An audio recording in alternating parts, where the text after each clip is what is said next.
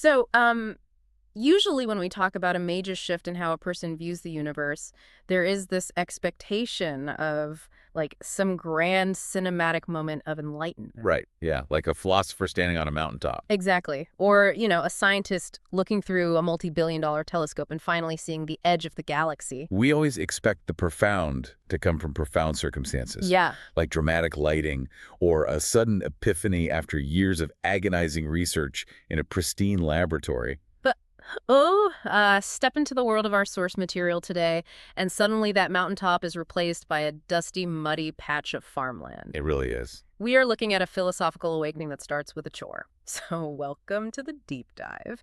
Today we're exploring how a simple dirt under the fingernails childhood lesson about weeding a farm transforms into, well, an incredibly provocative, sweeping critique of human knowledge, religion, and global politics. It's a massive leap. It is.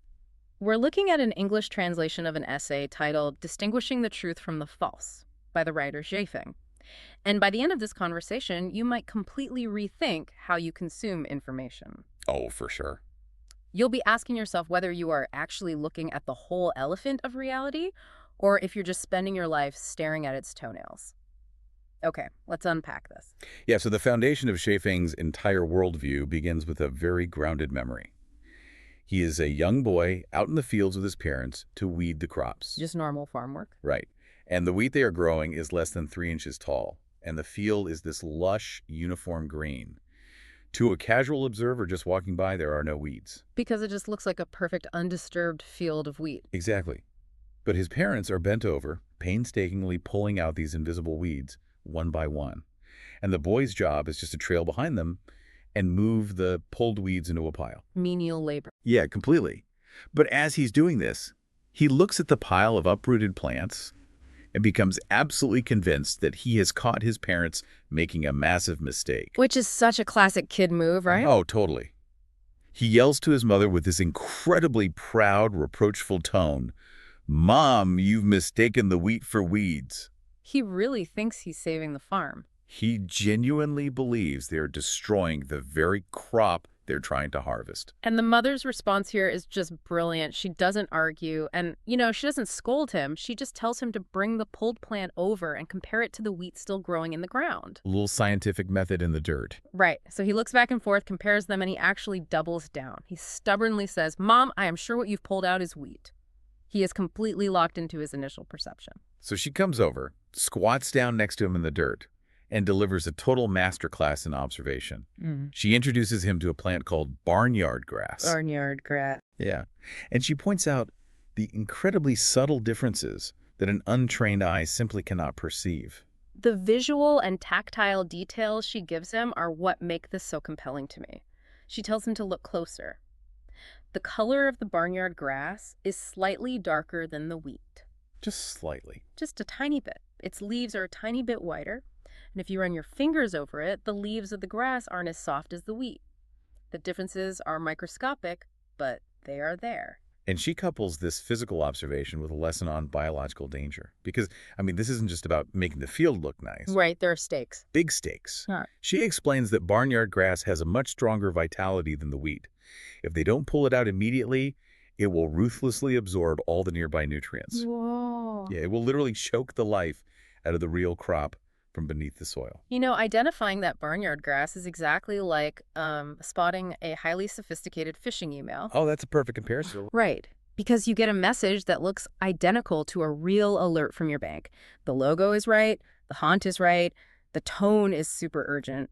To the untrained eye, it is the bank. You wouldn't even question it. Exactly. But once you are trained to spot the specific tells, like a slightly off URL, a weird return address, maybe a subtle pixelation in the graphic, you suddenly see the threat hiding in plain sight. And the boy takes this new training and applies it immediately. He searches the field, applying his new criteria, and suddenly he sees the imposters everywhere. He cracked the code? He did. He pulls one up, takes it to his father to be judged, and the father takes one look, reaches out with a dirt-caked hand, touches the boy's head and says, "My child is so clever." Which is the ultimate validation. Feng writes that the pride he felt in that moment was no less than Columbus discovering a new continent. That's a huge feeling for a kid. It is. He proudly thinks to himself, Now, I can also tell the difference between barnyard grass and wheat. Spotting weeds in the dirt is straightforward, though, because the dirt isn't actively trying to deceive you. That's true. But as Weifeng grows up, he realizes that people do. This childhood triumph of observation actually sets him up for a lifetime of frustration. How so? Well, as an adult, he looks around at human society and feels constantly deceived. He asks a rather heartbreaking question, really. He asks, why cannot I distinguish between the wheat and barnyard grass among people? Man. So the weeds just got better at hiding, and the stakes got much higher. Exactly. To frame this adult dilemma, Sui Fang introduces an analogy from Chinese history about a legendary figure named Bole. Bole. Yeah, Bole was a mythical judge of horses. He could look at a massive, chaotic herd and instantly identify the inferior horses, the good runners, and the exceptional thousand-li horses. And these thousand-lay horses are like these legendary steeds capable of running incredible distances, right? Right. And Bole wasn't using magic to find them. The essay is very clear that this ability requires immense effort. It stems from long-term, quiet observation and analysis. It's a skill built over years, maybe decades. You can't just walk up to a herd of horses and pretend to be Bole. But people pretend to be Bole all the time in modern society. And Squifeng launches a fierce critique of how novices behave today. Okay. He argues that in every complex matter, we must rely on true experts to make judgments. When novices, people who haven't put in that long-term observations, start loudly making claims, they actively do harm. How do they do harm? Exactly. He says their flamboyant, boastful words create confusion and distort reality for everyone else.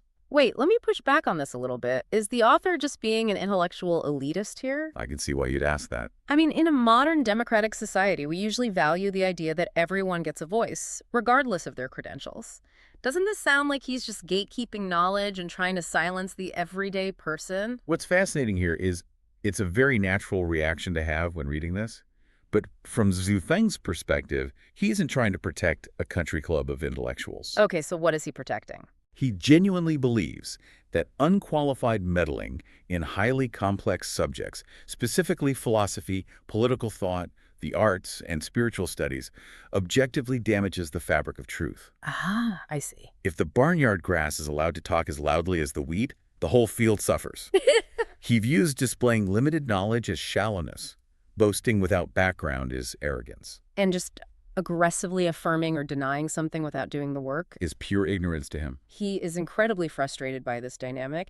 He asks why people with shallow understanding are so fond of criticizing, literally writing, why not be a bit humble? And if this arrogance of the uninformed is enough to ruin human society, Shufen argues it does something even more dangerous on a cosmic scale. This is where the essay shifts, right? Huge shift. It expands dramatically here, moving from internet commenter-style arrogance to the metaphysical limitations of human beings. Right. He builds a framework where he argues that human vision and human hearing are actually trapped in a tiny, narrow area. We are essentially walking around with extreme tunnel vision. Yeah. And just to be clear, we are impartially reporting his worldview here, but because of this sensory trap, he asserts that denying the greatest creator is simply due to what he calls dull spiritual perception. He states that negating deities happens because people only look at the world with worldly eyes. And he pushes this even further, claiming that rejecting the concept of other spaces is just ignorance of non-material and negative universes. Which is a heavy concept. Let's pause on that phrase, negative universes, because that sounds like something straight out of a sci-fi movie. What does he actually mean by that? So think of it like dark matter in physics, or maybe the concept of negative space in art. Okay. A negative universe isn't necessarily an evil or bad place. It's the inverse, unseen foundation of the material world. Just as physical matter needs space to exist in, or how light implies a negative space of darkness, Right. Shuefeng suggests there are foundational structures to reality that our biological hardware simply cannot interact with. So if we don't perceive that underlying structure, Then studying just the material world is like analyzing the chemical makeup of paint on a canvas while aggressively denying that the canvas itself exists. here's where it gets really interesting for me. It reminds me entirely of the electromagnetic spectrum. Oh yeah, perfect example. Visible light, the colors we can actually see with our naked eyes, from red to violet, makes up a tiny, almost laughably small fraction of the entire spectrum. It's minuscule. There are radio waves, microwaves, infrared, ultraviolet, X-rays, gamma rays, All of this energy is washing over us constantly, carrying massive amounts of information. This raises an important question, though, because our biological hardware is only tuned to pick up that one tiny sliver. Exactly. And imagine if a person stubbornly denied that ultraviolet light or X-rays existed simply because their naked eyes couldn't see them. We would call that person foolish. We would. And Schiffing is applying that exact same logic to spiritual and cosmic realities. He thinks we are stubbornly denying the rest of the spectrum because we refuse to use the proper tools. And the tool he proposes to break through these physical limits is something he calls perception. Just perception. Elevated perception. He believes that through it, humans can enter into an infinitely vast space of understanding. But when he asks why we don't pursue this beautiful future, his answer is deeply pessimistic. Why are we stuck?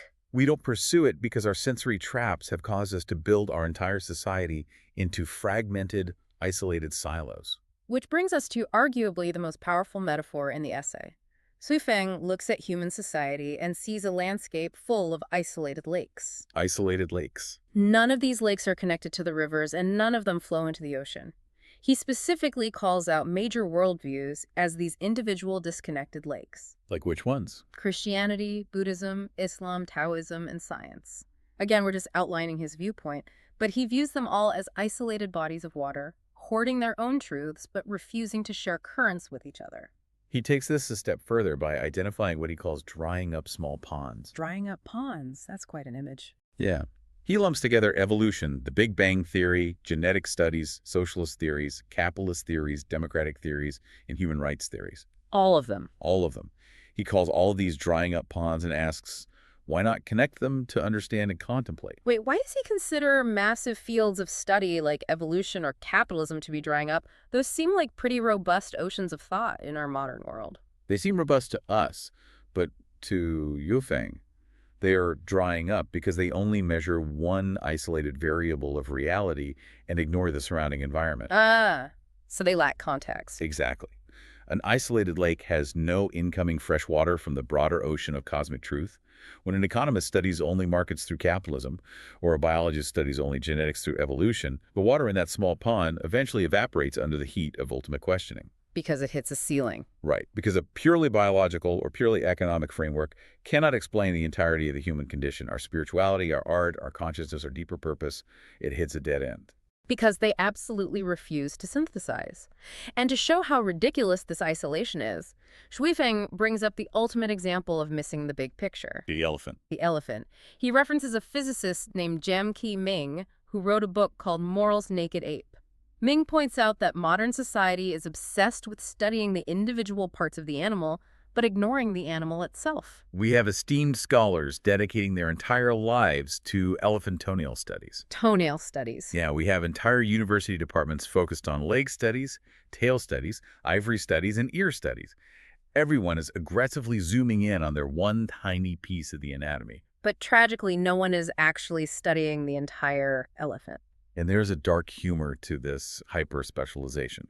If someone actually had the audacity to step back and try to study the whole elephant, to synthesize all this fragmented knowledge into one cohesive theory, the toenail specialist would sneer at them. Oh, they'd be furious. They would say, I cannot even figure out the elephant's toenails thoroughly, and you claim to understand the entire elephant. It is the ultimate arrogance of the specialist. They assume that because the microscopic details of their specific field are infinitely complex, the macro reality must be completely unknowable.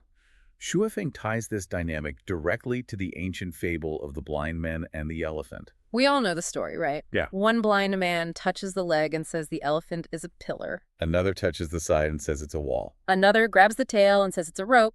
Another feels the ear and says it's a fan. Because they are confined to what they have personally touched, because they cling to their own narrow sensory data and refuse to integrate the findings of the others, they just argue forever. It's an endless loop. Shuifeng argues that humanity is currently trapped in these endless, useless debates. We will never answer the ultimate questions, like the chicken or the egg, because we refuse to synthesize the data from the different blind men. But, I mean, given how vast and incredibly complex human knowledge is today, is it even possible for one person to study the whole elephant? It's a fair question. Like, thousands of papers are published daily in physics alone. Aren't we forced to specialize to become toenail scholars just to make any practical progress? If we connect this to the bigger picture, Schweffing isn't necessarily demanding that one person possess a PhD-level understanding of every single discipline. Okay, that's a relief. Yet what he is advocating for is a fundamental shift in mindset. It's an argument for synthesis over tribalism. So, connecting the dots. He is warning us that when we forget the toenail is attached to a foot, and the foot is attached to a leg, and the leg supports a living, breathing creature, the toenail data becomes completely meaningless. The context is what gives the data value. And this lack of big picture context isn't just an academic problem. Schweffing believes this failure to synthesize is exactly why modern political movements are doomed to fail. Right. He brings this grand cosmic philosophy crashing back down into the reality of human governance. Again, just reporting his views impartially here, but he observes that over the past 20 years, many knowledgeable and idealistic people have been exploring ways to end authoritarianism and improve society. But from his viewpoint, they continuously fail Why do they fail? because they are only conducting leg studies. They focus their entire vision on an incredibly narrow set of variables like emperors, political parties, and systems of government. So they are trying to solve a massive systemic, cultural, and spiritual problem by just like rearranging the furniture of the political system. Exactly. He uses a fantastic agricultural analogy to drive this home. He says, trying to fix society just by changing the political system is like expecting water to nurture fish and grow crops equally well. Right, just because you have a vital resource like water doesn't mean you can use it to grow anything anywhere. You can't plant a field of wheat in a fishing pond and expect a harvest. Which brings us full circle to the muddy farm at the beginning of the essay.